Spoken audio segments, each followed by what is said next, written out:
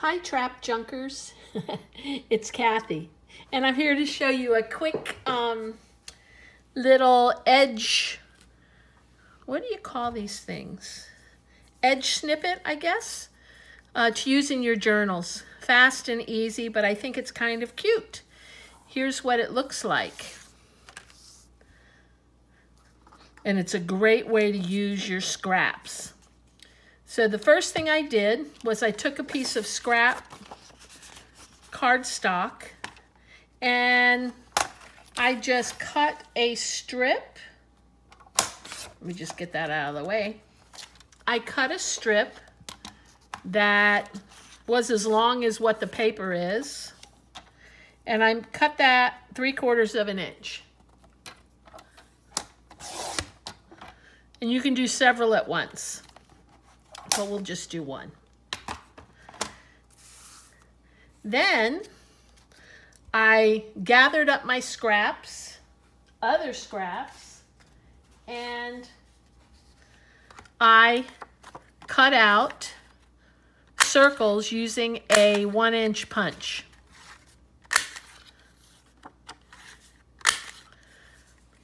Easy as that. I already have a bunch cut out from scraps here. The next thing I did is I used an adhesive runner. You don't have to use that, but I think it's the easiest thing to use.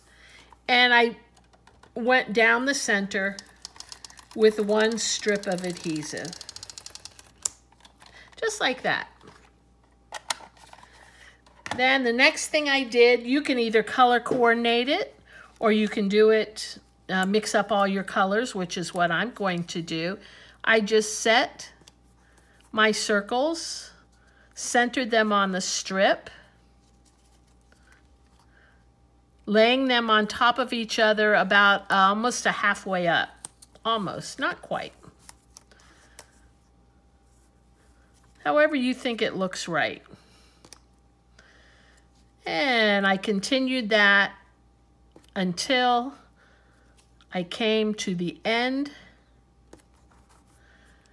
of my strip. It's actually kind of therapeutic to do this in an odd sort of way. Let's see.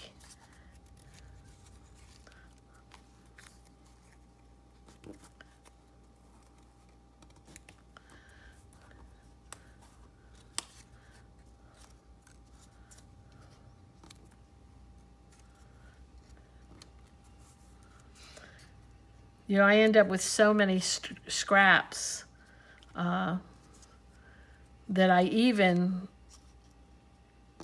start discriminating on my scraps. Oh, I want to save that scrap, or I want to save this one. It's crazy. So then you end up with even more scraps.